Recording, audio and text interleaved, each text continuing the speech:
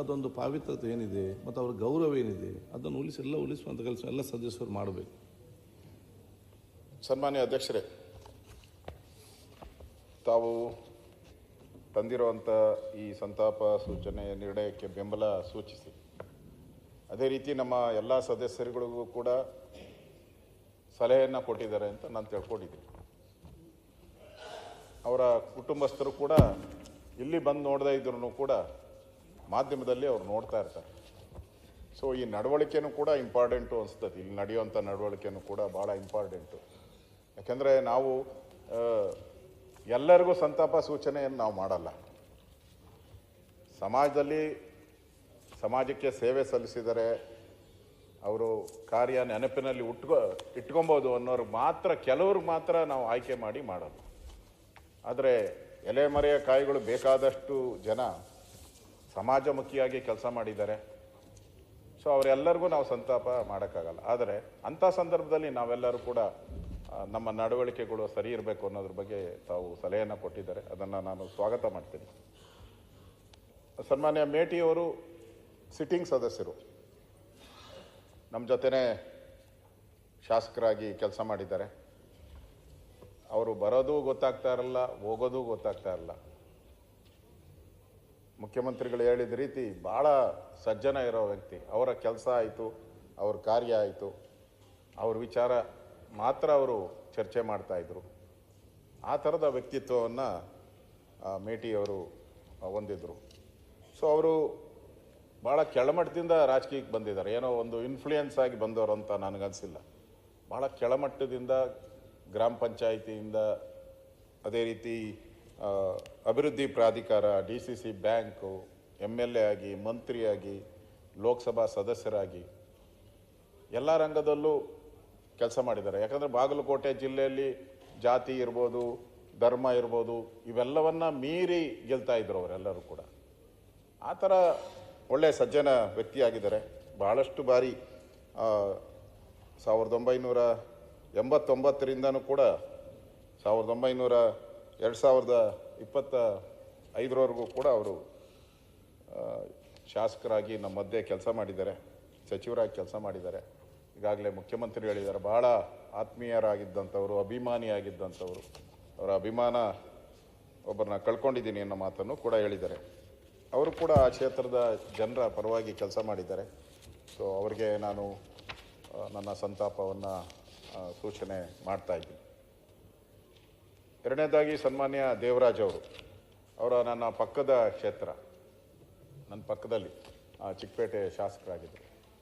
ನಾನು ಮೊನ್ನೆ ಹೋದಾಗ ಹೇಳಿದೆ, ಅವ್ರ ಕುಟುಂಬದ ಜೊತೆ ಹೇಳ್ತಾ ಇದ್ದೆ, ಅವರು ವಿಧಾನಸಭಾ ಅಧಿವೇಶನದಲ್ಲಿ ಜಾಸ್ತಿ ಇರೋದಕ್ಕಿಂತ ಲಾಂಜಲ್ಲೇ ಜಾಸ್ತಿ ಇರ್ತಾಯಿದ್ರು. ಅವ್ರು ಸ್ವಲ್ಪ ಚಟ, ಸ್ವಲ್ಪ ಸ್ಮೋಕಿಂಗ್ ಇದು, ಯಾವಾಗೂ ಅಲ್ಲೇ ಕೂತ್ಕೊತಾ ಇದ್ರು. ನಾವು ಬೇಡ ಅಂದರೂ ಕಾಫಿ ತರಿಸಿ, ಅಣ್ಣ ಗುರು ಕೂತ್ಕೋ ಅಂತೇಳಿ ನಮ್ಮನ್ನು ಹೇಳ್ಕೊತಾ ಇದ್ರು. ಅವ್ರ ಜೊತೆ ಕೂತ್ಕೊಂಡು ಕಾಫಿ ಕೊಡಿಸಿ ಎಲ್ಲರ ಜೊತೆ. ಅವ್ರಿಗೇನು ನನಗನ್ಸುತ್ತೆ ಯಾರ ಜೊತೆನೂ ದ್ವೇಷ ಆ ಥರದ ಭಾವನೆ ಇಲ್ಲ. ಕೊನೆವರೆಗೂ ನಾನು ನೋಡಿದ್ದೀನಿ, ಕೊನೆವರೆಗೂ ಅವ್ರ ಜೊತೆ ಇದ್ದೀನಿ. ನನ್ನ ಮೊದಲನೇ ಚುನಾವಣೆ, ನಾನು ಹೇಳ್ಬೋದೋ ಗೊತ್ತಿಲ್ಲ, ನನ್ನ ಮೊದಲನೇ ಚುನಾವಣೆ ನಾನು ಫಸ್ಟ್ ನಿಂತಾಗ ನಾನು ಯಾರಿಗೂ ಪರಿಚಯನೇ ಇರಲಿಲ್ಲ, ಗೊತ್ತಿರಲಿಲ್ಲ. ನನ್ನ ವಿರುದ್ಧ ನಿಂತಂಥವರು ಮಾಜಿ ಮಂತ್ರಿಗಳು ನಿಂತಿದ್ರು ಆ ಸಂದರ್ಭದಲ್ಲಿ. ಸೊ ನನಗೆ ಅವಾಗ ದೊಡ್ಡ 14 ಲಕ್ಷ ಇದು, ನಾನು ನೋಡೋಕ್ಕೆ ಆಗ್ತಾ ಇರಲಿಲ್ಲ ಮತದಾರನ. ಅಂಥ ಸಂದರ್ಭದಲ್ಲಿ ಆ ಏರಿಯಾ ಎಲ್ಲ ಇವ್ರದೇ ಕಬ್ಜಾ, JP ನಗರ, ಬನಶಂಕರಿ ಎಲ್ಲ ಇವರೇ ಒಂಥರ ನೋಡ್ತಾ ಇದ್ದಿದ್ದು. ಕಾಂಗ್ರೆಸ್ ಪಾರ್ಟಿ ಅವ್ರನ್ನ ಇನ್ಚಾರ್ಜ್ ಹಾಕ್ಬಿಟ್ಟೆ ಅವರಲ್ಲಿ. ಸೊ ನನಗೆ ಅಲ್ಲಿ ಯಾರು ಬೂತ್ ಹತ್ರ ಒಬ್ಬರು ಕೂತ್ಕೊಳ್ಳೋಕ್ಕೂ ಬಿಡ್ತಾ ಇರಲ್ಲ ಮನುಷ್ಯ, ಒಬ್ಬರನ್ನು. ಆ ಸಂದರ್ಭದಲ್ಲಿ ಅಲ್ಲಿ KM ನಾಗರಾಜ್ ಇದ್ದಾರೆ, ಈಗೂ KM ನಾಗರಾಜ್. ನಾನು ಹೋಗಿ ಹೇಳಿದೆ, ಅಣ್ಣ ಈ ಥರ ಆಗಿದೆ ಅಂತ. ಅವ್ರು ಕರೆದು ಹೇಳಿದ್ರು, ನೋಡಪ್ಪ ಚುನಾವಣೆ ಅವ್ರು ಕೆಲಸ ಮಾಡಲಿ, ನಿಂದೇನೈತೆ ನೀನು ಕೆಲಸ ಮಾಡು ಅಂತ ಹೇಳಿದ್ರು. ಆ ಚುನಾವಣೆ ನಾನು ಗೆದ್ದೆ, ಅದು ಬೇರೆ ಪ್ರಶ್ನೆ. ಅಂದರೆ ಅದು ಫ್ರೆಂಡ್ಶಿಪ್ಪು, ಆ ಥರದ ಒಂದು ಸ್ನೇಹನೂ ಕೂಡ ಅವ್ರ ಹತ್ರ ಇತ್ತು.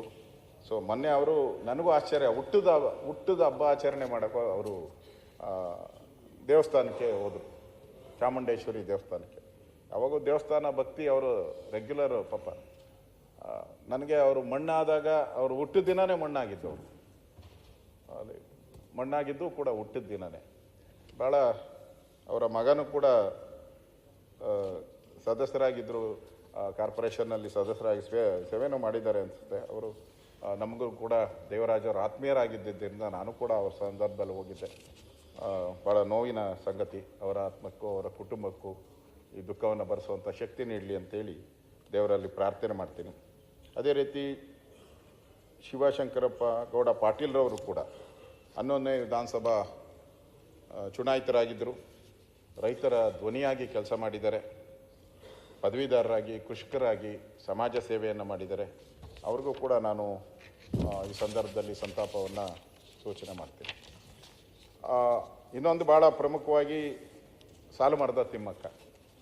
ಕರ್ನಾಟಕದಲ್ಲಿ ನನ್ನ ಹೆಸರು ಗೊತ್ತೇ ಇಲ್ಲದೆ ಇರ್ಬೋದು, ಭಾಳಷ್ಟು ರಾಜಕಾರಣಿಗಳ ಹೆಸರು ಗೊತ್ತಿಲ್ಲದೆ ಇರ್ಬೋದು. ಆದರೆ ಸಾಲುಮರದ ತಿಮ್ಮಕ್ಕ ಗೊತ್ತಿಲ್ಲದಿರೋ ಅಂಥ ವ್ಯಕ್ತಿನೇ ಇಲ್ಲ ಅಂತ ನಾನು ತಿಳ್ಕೊಂಡಿದ್ದೀನಿ. ಈ ಸಮಾಜದಲ್ಲಿ ಒಂದು 2 ಥರ ವ್ಯಕ್ತಿಗಳಿರ್ತಾರೆ. ಒಬ್ಬ ವ್ಯಕ್ತಿ ಸತ್ತಾಗ ಹೇಳ್ತಾರೆ, ಯಾಕಪ್ಪ ಇಷ್ಟು ಬೇಗ ಸತ್ತುಬಿಟ್ಟ ಅಂತ. ಅದೊಂದು ಕ್ಯಾಟಗರಿ. ಇನ್ನೊಂದು ಕ್ಯಾಟಗರಿ ಇದೆ, ಯಾಕಪ್ಪ ಇವನು ಬದುಕಿದ್ದಾನೆ ಅಂತ ಹೇಳುವಂಥ ಕ್ಯಾಟಗರಿನೂ ಇದ್ದಾರೆ. ಅವರು ಈ ಮೊದಲನೇ ಸಾಲಿಗೆ ಸೇರುವಂಥವ್ರು. ಸಾಲುಮರದ ತಿಮ್ಮಕ್ಕ ನಾನು ಕೇಳಿದೆ ಮೊನ್ನೆ ಇದಾದಾಗ, ಪರಮೇಶ್ವರ್ಗೂ ಗೊತ್ತಿದೆ ಅವರ ಕ್ಷೇತ್ರದ ಅವರು. ಆ ಇಡೀ ರೋಡು ಬಿಸಿಲನ್ನೇ ಕಾಣಲ್ಲಂತೆ ಇವತ್ತುವರೆಗೂ. ಆ ಇಡೀ ರಸ್ತೆ, ಸುರೇಶ್ ಕುಮಾರ್ ಹೇಳಿದ ಜ್ಞಾಪಕ ನಾನು, ಇಡೀ ರಸ್ತೆ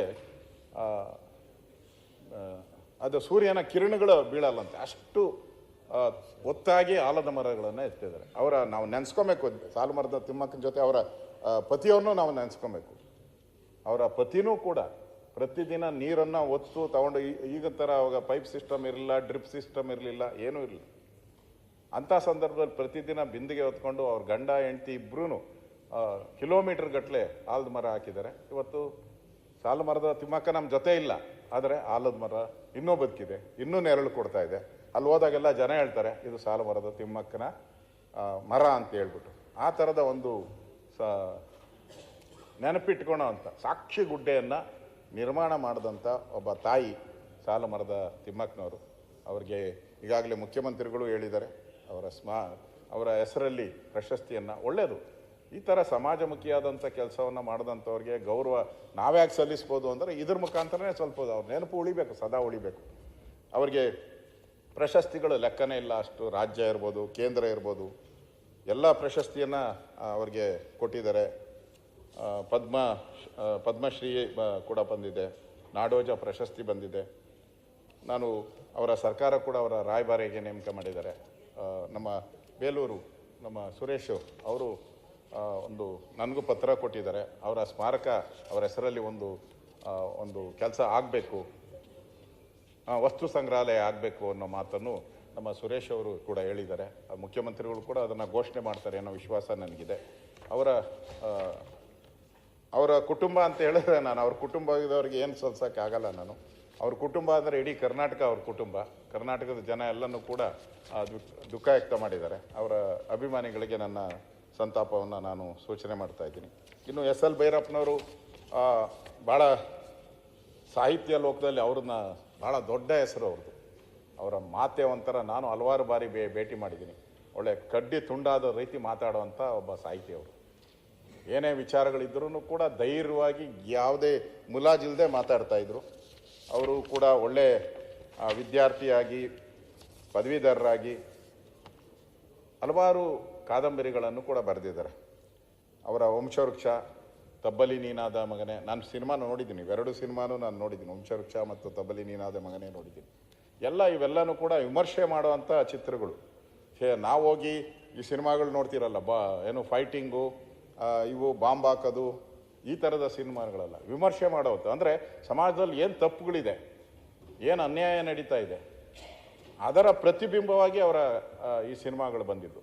ಅಂದರೆ ಜನ ವಿಮರ್ಶೆ ಮಾಡಬೇಕು, ಇದನ್ನು ನಮ್ಮ ಸಮಾಜದಲ್ಲಿ ಈ ಥರದ ಇದೆಯಾ, ಇದನ್ನು ಹೋಗಲಾಡಿಸುವಂಥದ್ದಕ್ಕೆ ಪ್ರಯತ್ನ ಹೆಂಗಾಗಬೇಕು ಅನ್ನೋ ಮಾದರಿ ಹೇಳುವಂಥ ಒಂದು ಚಿತ್ರಗಳನ್ನು ಆ ಸಂದರ್ಭದಲ್ಲಿ ಮಾಡಿದ್ದಾರೆ. ಮತಯಾನ ಇರ್ಬೋದು, ಉತ್ತರಾಖಂಡ ಇರ್ಬೋದು, ನಾಯಿ ನೆರಳು, ಇದು ಭಾಳ ವಿಮರ್ಶೆಗೆ ಒಳಗಾದಂಥ ಕಾದಂಬರಿಗಳು. ಅವ್ರಿಗೂ ಸಹ ಪ್ರಮುಖವಾಗಿ ಅಂತ ಹೇಳಿದ್ರೆ ಸರಸ್ವತಿ ಸನ್ಮಾನ, ಇದು ಅಪರೂಪದ ಒಂದು ಪ್ರಶಸ್ತಿ. ಈ ಪ್ರಶಸ್ತಿನೂ ಕೂಡ ಸರಸ್ವತಿ ಸನ್ಮಾನ ಬಂದಿದೆ. ಅದೇ ರೀತಿ ಪದ್ಮಶ್ರೀ ಇರ್ಬೋದು, ಪದ್ಮವಿಭೂಷಣ ಇರ್ಬೋದು, ಅವ್ರು ಬಂದಿದೆ. ಎಲ್ಲ ಪ್ರಶಸ್ತಿಗೂ ಕೂಡ ಅವರೇನು ಭಾಗಿ ಅಂತ ನಾವು ಹೇಳೋಕ್ಕಲ್ಲ. ಅದೆಲ್ಲ ಪ್ರಶಸ್ತಿ ಕರ್ನಾಟಕಕ್ಕೆ ಬಂದಂಗೆ ನಮ್ಮೆಲ್ಲರಿಗೂ ಸಿಕ್ಕಿದೆ ಅಂತ. ಯಾಕಂದರೆ ಪ್ರಶಸ್ತಿ ಬಂದಾಗ ಅವರು ಕರ್ನಾಟಕದವರು ಅಂತ ಹೇಳ್ತಾರೆ. ಕೇಂದ್ರದ ಪ್ರಶಸ್ತಿಗಳು ಬಂದಾಗ ಅದು ಹೆಮ್ಮೆ ನಮಗೆ. ಆ ಥರದ ಒಂದು ಪ್ರಶಸ್ತಿನೂ ಕೂಡ ನಮಗೆ ನಮ್ಮ ರಾಜ್ಯಕ್ಕೆ ತಂದಿದ್ದಾರೆ. ಅವ್ರಿಗೂ ಸಿಕ್ಕಿದೆ.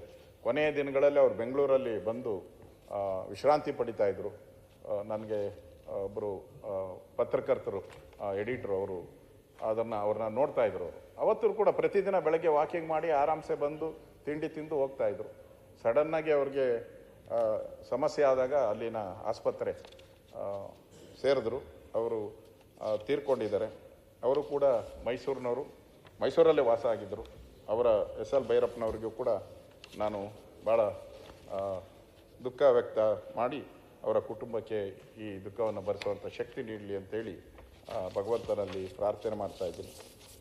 ಉಮೇಶ್ ಅವರು ಹಾಸ್ಯ ಕಲಾವಿದರು. ಅವ್ರ ಜೀವನದಲ್ಲಿ ಏನು ಕಷ್ಟ ಇದೆಯೋ ಗೊತ್ತಿಲ್ಲ, ಆದರೆ ಅಂತೂ ನಗಿಸ್ತಾ ಇದ್ರು. ಅವ್ರ ಕೆಲವು ಸಿನಿಮಾ ಅಂತೂ ಕೂಡ ಇನ್ನೂ ಭಾಳ ಜನ ನೋಡಿ ನಗೋವಂಥ ಸಿನಿಮಾಗಳು ಕೊಟ್ಟಿದ್ದಾರೆ. ಭಾಳಷ್ಟು ಪ್ರಶಸ್ತಿಗಳು ಕೂಡ ಬಂದಿದೆ ಅವರಿಗೆ. 700ಕ್ಕೂ ಹೆಚ್ಚು ಚಿತ್ರಗಳಲ್ಲಿ ಭಾಗಿಯಾಗಿದ್ದಾರೆ. ಸೊ ಒಬ್ಬ ನಗಿಸುವಂಥ ಕಲಾವಿದ, ಚಲನಚಿತ್ರರಂಗದಲ್ಲಿ ಒಳ್ಳೆಯ ಹೆಸರನ್ನು ಮಾಡಿದ್ದಾರೆ. ಸೊ ಅವರು ಕೂಡ 30/11/2025 ನಿಧನರಾಗಿದ್ದಾರೆ. ಇವರೆಲ್ಲ ಕುಟುಂಬಕ್ಕೂ ನಾನು ಕೂಡ ಯಾರ್ಯಾರು ಇವತ್ತು ನಾವು ಸಂತಾಪ ಸೂಚನೆಯನ್ನು ಕೊಡ್ತಾ ಇದ್ದೀರಿ, ಅವರೆಲ್ಲ ಕುಟುಂಬಕ್ಕೂ ಅವರು ಮಾಡಿರೋವಂಥ ಸೇವೆ, ಕರ್ನಾಟಕಕ್ಕೆ ಮಾಡಿರೋವಂಥ ಸೇವೆ, ಅವರ ಸೇವೆಯನ್ನು ನಾವೆಲ್ಲರೂ ಕೂಡ ನೆನಪು ಮಾಡ್ಕೊಳ್ಳೋಣ. ಸಾಧ್ಯ ಆದರೆ ಸರ್ಕಾರನೂ ಕೂಡ ಅವರಿಗೆ ಅವರ ಹೆಸರು ಉಳಿಯೋ ರೀತಿ ಮಾಡುವಂಥ ಪ್ರಯತ್ನವನ್ನು ಕೂಡ ಸರ್ಕಾರನೂ ಕೂಡ ಮಾಡಲಿ ಅನ್ನೋ ಮಾತನ್ನು ಹೇಳಿ ನಿರ್ಣಯಕ್ಕೆ ನನ್ನ ಬೆಂಬಲವನ್ನು ಸೂಚಿಸಿ ನಾನು ಮಾತು ಮುಗಿಸ್ತಾ ಇದ್ದೀನಿ. ಧನ್ಯವಾದ.